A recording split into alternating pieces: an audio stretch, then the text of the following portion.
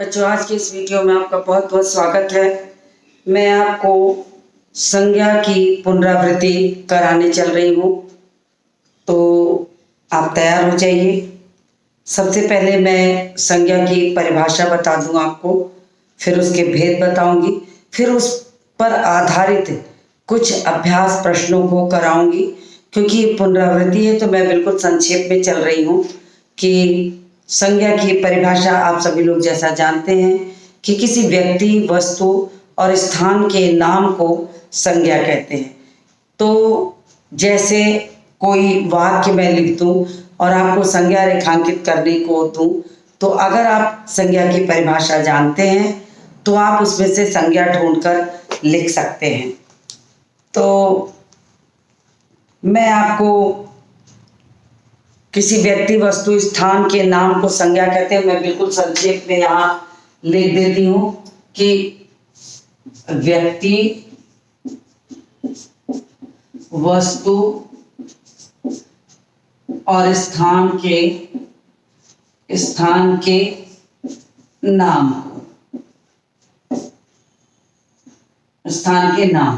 क्या होते हैं? संज्ञा होते हैं। और ये संज्ञाएं तीन तरह की होती हैं। तो पहला होता है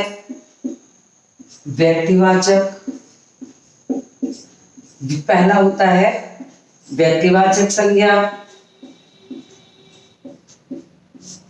दूसरा होता है जातिवाचक संज्ञा। और तीसरा होता है भाववाचक संज्ञा।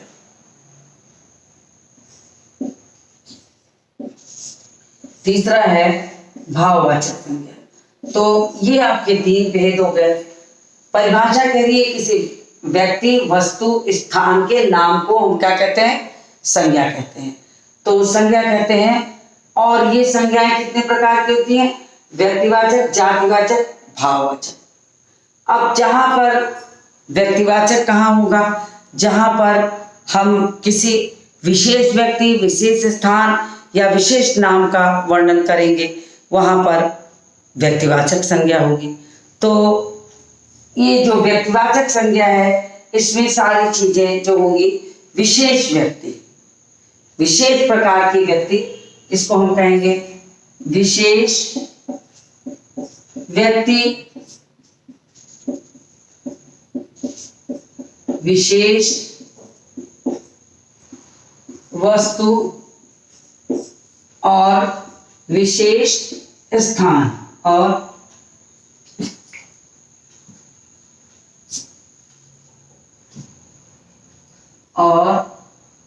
विशेष वस्तु, विशेष स्थान। मैं बिल्कुल संक्षेप में आपको खाली समझाने के लिए कर रही हूँ, क्योंकि मैं कुछ अभ्यास प्रश्न कराऊंगी। ये तो मैंने आपको सिर्फ इसलिए करा दिया। अब इसमें आप उदाहरण दे सकते हैं, किसी व्यक्ति का नाम लिख सकते हैं, किसी वस्तु का नाम लिख सकते हैं, स्थान में वाराणसी लिख सकते हैं, आगरा लिख सकते हैं। तो ये सारी चीजें हुई। विशेष व्यक्ति में आप नरेंद्र मोदी लिख सकते हैं, अपना नाम लिख सकते हैं, अपने पिता का नाम लिख सकते हैं वगैरह। विशेष वस्तु में भी ऐसे ही किसी खास चीज का नाम लिख दीजिए, तो इसके उदाहरण हो जाएंगे आपको। तो आप पुस्तक भी दे सकते हैं, रामचरितमानस, बाइबल वगैरह भी दे सकते हैं। अब मैं बिल्कुल संक्षेप में ले चल के फिर एक्सरसाइज पे आ जाऊंगी सीधे। अब जो जातिवाचक संज्ञा थोड़ा सा समझा दूं आपको कि जो संज्ञा शब्द किसी व्यक्ति, वस्तु और स्थान की पूरी जाति का बोध कराए। व्यक्तिवाचक संज्ञा, मैं इसको थोड़ा बड़े में लिख देती हूँ, मुझे लग रहा है कि आपको बहुत क्लियर नहीं होगा, तो ये मैं थोड़ा अलग तरीके से लिख देती हूँ कि इसके जो तीन भेद हैं।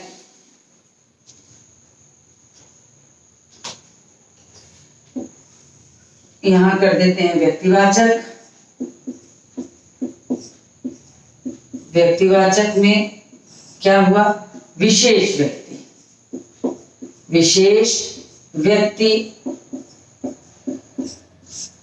विशेष वस्तु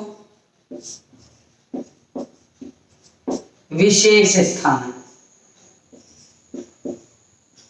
विशेष स्थान। अब आप उदाहरण में कुछ भी लिख सकते हैं, यहाँ किसी का नाम लिख सकते हैं, यहाँ आप लिख सकते हैं राम, श्याम, कुछ भी लिख दीजिए। वस्तु में आप लिख सकते हैं कि रामचरितमानस लिख सकते हैं, पुस्तक का नाम लिख दीजिए, रामचरितमानस लिख दीजिए। स्थान में आप वाराणसी लिख सकते हैं। तो इस तरीके से आप उदाहरण भी साथ साथ देते चलिए। अगर हम जातिवाचक संज्ञा की बात करें, जातिवाचक, अब जातिवाचक क्या संज्ञा है? संज्ञा जो है व्यक्ति वस्तु स्थान का नाम है। तो जो संज्ञा शब्द व्यक्ति वस्तु स्थान की पूरी जाति का बोध कराता हो, तो ये होगा क्या कि व्यक्ति वस्तु और स्थान की पूरी जाति का बोध, पूरी जाति का बोध जहां होता हो, जाति का बोध कराता हो। अब जैसे हम कहते हैं लड़का, लड़की।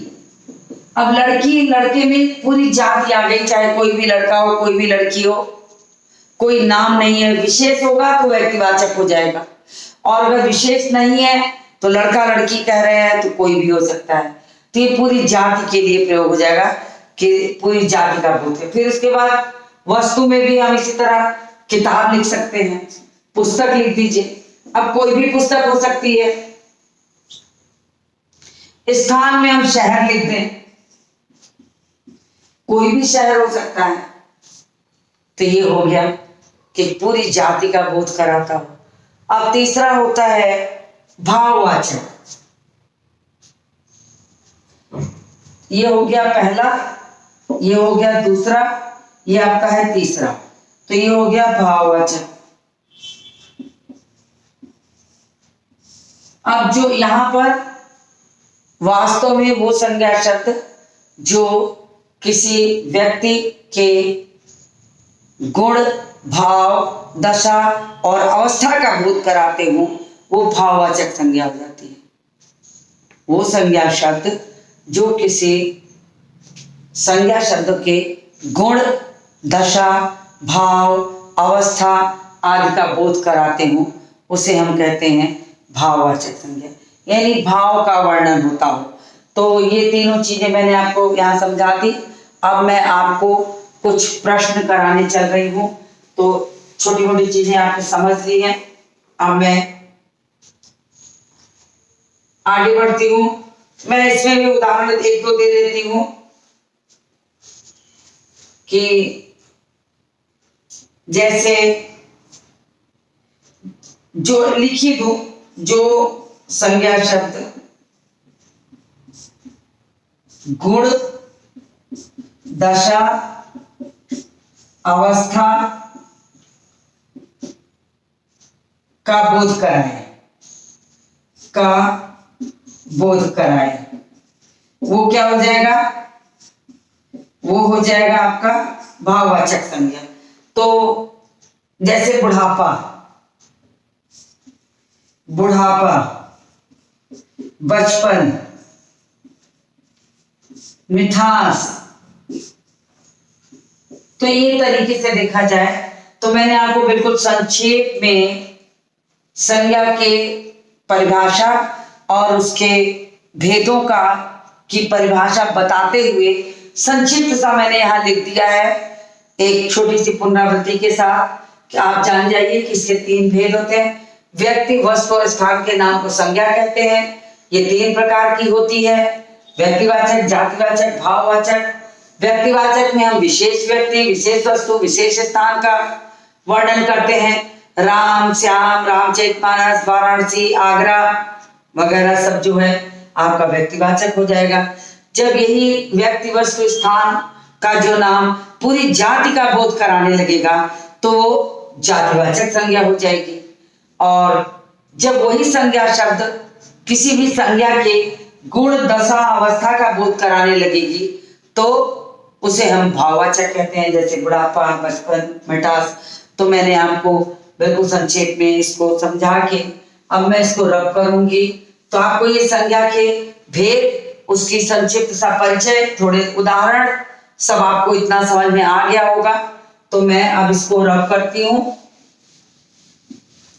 क्योंकि ये आपका पढ़ा हुआ है तो आपको इसे समझने की बहुत जरूरत है। तो मैं अब कुछ अभ्यास कार्य आपको करा रही हूं।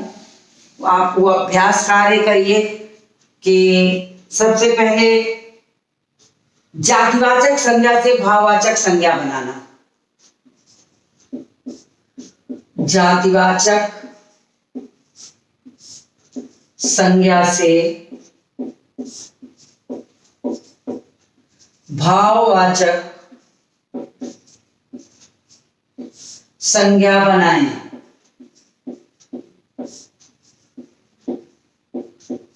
संज्ञा बनाना, ये आपका प्रश्न हो गया, समझ लीजिए। अब जातिवाचक से भाववाचक बनाना है, तो जातिवाचक से भाववाचक। फिर आप लिखिए इसमें वीर, मधुर, वीर, मधुर, बूढ़ा,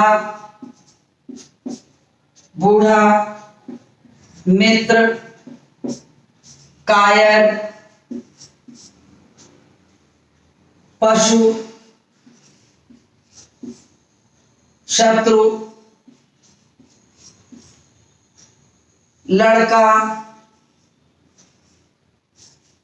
बच्चा।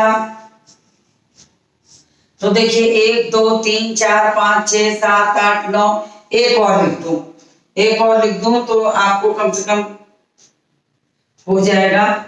तो वीर मैंने लिखा ही है, मीठा, मिठाई लिख देते हैं,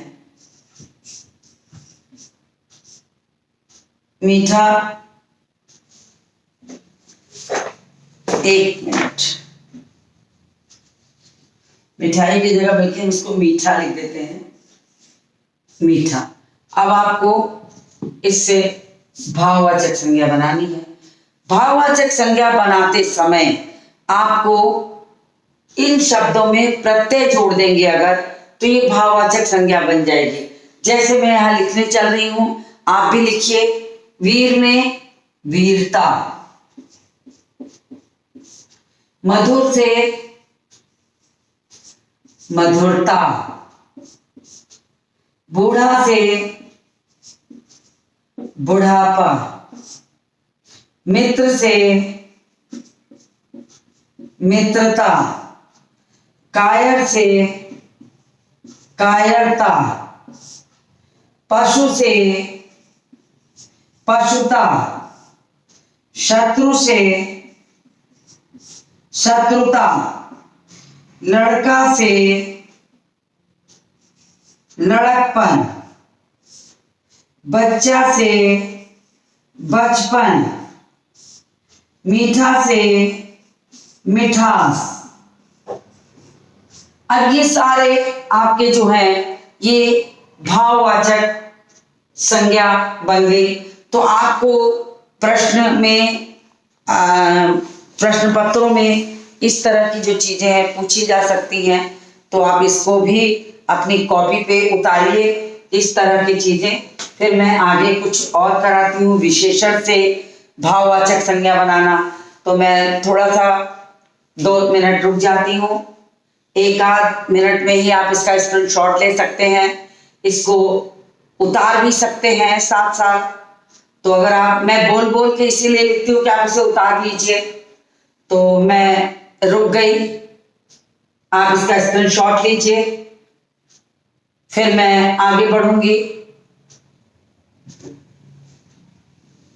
अब मैं आपको विशेषण से भाववाचक संज्ञा बनाना बताऊंगी। तो प्रश्न यहां बदल जाएगा, जातिवाचक संज्ञा के बाद विशेषण से।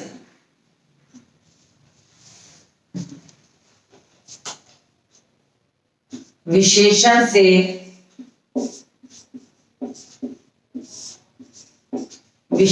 से भाववाचक संज्ञा बनाए। तो ये आप उतार चुके होंगे, इसको मैं मिटा देती हूं, तब मैं शब्द लिखूंगी। आप अपनी कॉपी पे कर चुके हो तो आगे के पन्ने पर आप ये प्रश्न भी लिखिए कि विशेषण से भाववाचक संज्ञा बनाएं। तो विशेषण शब्द लिखिए, पहले मैं कुछ शब्द लिख दूं। मधुर, प्यासा और गरीब, गहरा,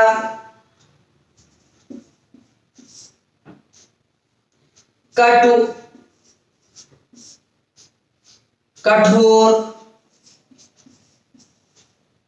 कुशल,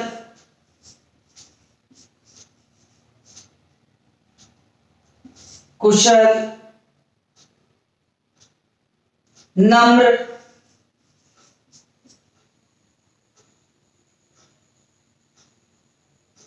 सरस, सरल।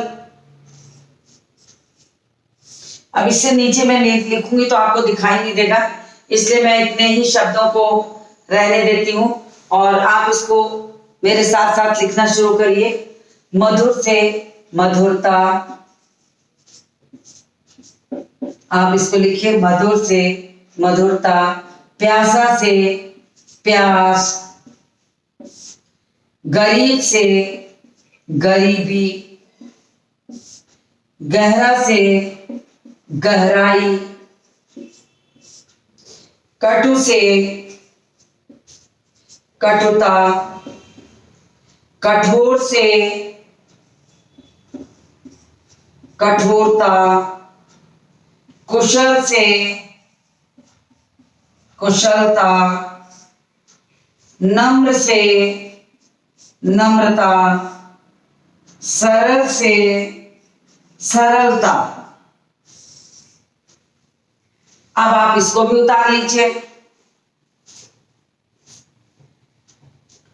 फिर उसके बाद मैं क्रिया से भाववाचक संज्ञा बनाने के लिए कुछ यहां शब्द लिखूंगी।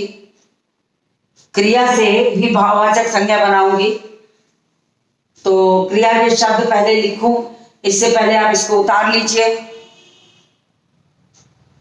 स्क्रीनशॉट भी लेके रख लीजिए। मुझे उम्मीद है कि आपने इसे उतार लिया होगा, इसका स्क्रीनशॉट भी ले लिया होगा। तो मैं इसको रब करती हूं, अब यहां लिख देती हूं क्रिया से भाववाचक संज्ञा। तो अगला प्रश्न आपका हो गया क्रिया से भाववाचक संज्ञा। तो मैं इसको मिटाती हूं।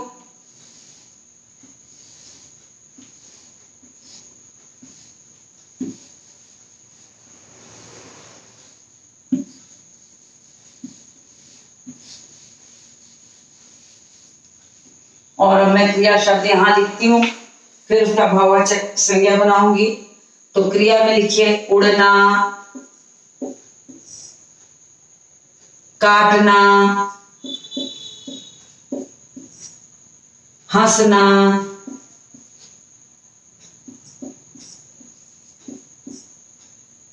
मारना, पीटना,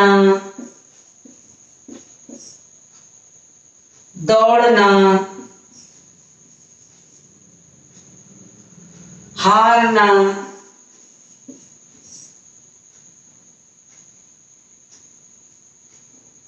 खोजना। तो अब आप इसको लिखिए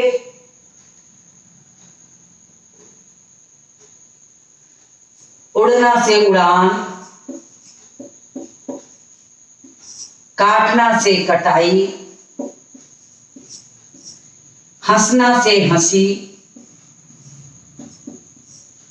मारना से मार, पीटना से पिटाई,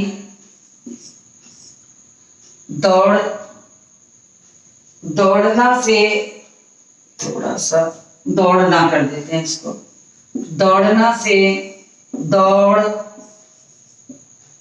हारना से हार, खोजना से खोज। तो इस तरीके से आपका ये भी हो गया क्रिया से भाववाचक संज्ञा। तो इसको आप लिख लिए हो अपनी कॉपी पे, तो मैं इसे रब कर दूं। फिर मैं छोटे छोटे प्रश्नों को आपसे चर्चा करूंगी। तो मुझे उम्मीद है कि आप इसको स्क्रीनशॉट ले लीजिए, स्क्रीनशॉट लेके इसको रख लीजिए, साथ साथ लिखते चलिए, अच्छी तरीके से इसे उतार लीजिए। फिर मैं आगे बढ़ती हूँ, कुछ प्रश्नों, छोटे मोटे प्रश्नों को आपसे यहाँ करा देती हूँ। तो मुझे उम्मीद है कि आपने ये भी कर लिया होगा, स्क्रीनशॉट ले लिया होगा। अब मैं छोटे छोटे प्रश्नों की चर्चा कर दूं। तो मैं इसको रब करती हूँ, आपने अपनी कॉपी पे इसको लिख लिया होगा। अब जैसे कि प्रश्न छोटे प्रश्नों में हो जाएगा क्या, संक्षिप्त प्रश्न,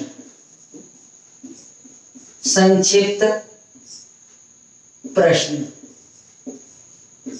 इस संक्षिप्त प्रश्नों को बहुविकल्पी में भी दिया जा सकता है। तो सबसे पहले तो संक्षिप्त प्रश्न में पूछा जा सकता है, संज्ञा किसे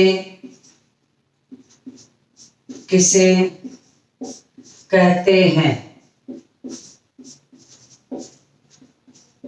तो इसका उत्तर हो गया, ये प्रश्न है तो आप उत्तर लिखेंगे, किसी व्यक्ति, वस्तु, स्थान के नाम को संज्ञा कहते हैं। जैसे लड़का, राम, पुस्तक, आगरा। तो आप उदाहरण जरूर दें। जब कभी आपको परिभाषा पर आधारित प्रश्न पूछे जाए तो बिना उदाहरण के ये प्रश्न कभी भी पूरे नहीं माने जाएंगे। कुछ ना कुछ उत्तर आप प्रश्नों में से अंक के आपके काट दिए जाएंगे। तो आप इन चीजों को भी ध्यान में लेके चलिए। प्रायः बच्चे परिभाषा लिखते हैं, अगर उसमें जैसे यहाँ दिया संज्ञा किसे कहते हैं, तो उन्हें लगता है बस किसे कहते हैं बता दो, उदाहरण की जरूरत नहीं। लेकिन अपनी बात को स्पष्ट करने के लिए आपको उदाहरण भी लिखना है। बिना उदाहरण लिखे आपको आपके पूरे अंक नहीं आ सकते। तो आप उसके साथ उदाहरण जरूर दें, एक दो ही दें लेकिन दें जरूर। तो ये हो सकता है। फिर अगला प्रश्न बन सकता है, इस पे दूसरा प्रश्न हो सकता है, संज्ञा के कितने भेद हैं, उनके नाम लिखें। अब आप इसका उत्तर लिखेंगे कि संज्ञा के कुल 3 भेद हैं। पहला व्यक्तिवाचक संज्ञा, दूसरा जातिवाचक संज्ञा,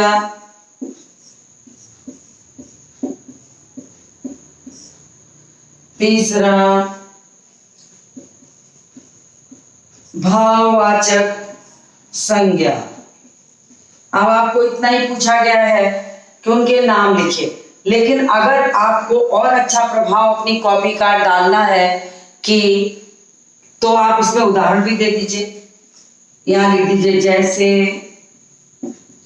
राम वाराणसी, राम वाराणसी और बाइबल। फिर जातिवाचक आ जाता है, क्या लिखिए जैसे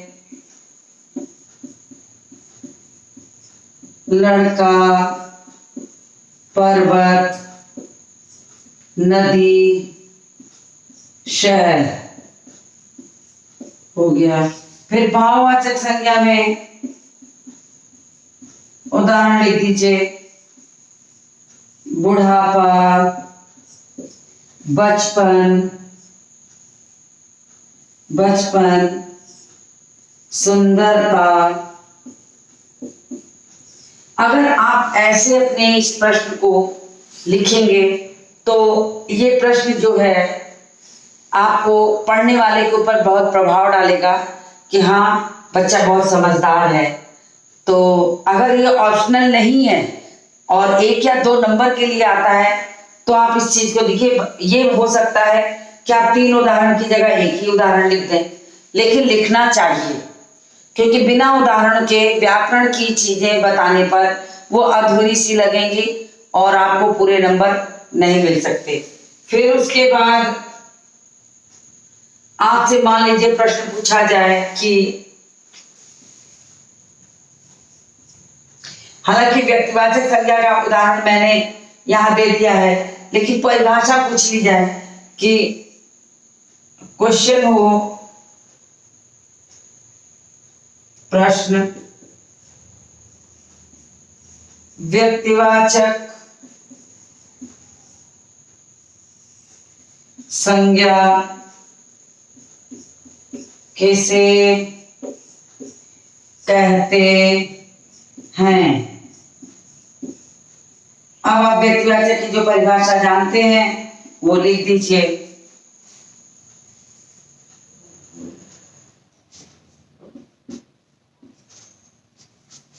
आप लिख दीजिए किसी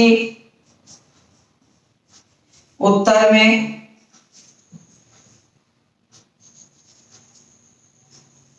किसी विशेष व्यक्ति, नीचे आपको दिखाई दे रहा होगा, मुझे अच्छे से आपको समझ में आ रहा है, मैं बहुत थोड़ा ही लिखूंगी तो आप यहां देख लीजिए। किसी विशेष व्यक्ति, विशेष वस्तु, विशेष स्थान के नाम को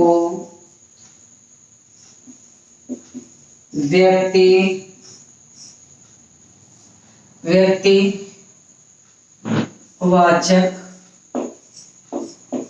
संज्ञा कहते हैं।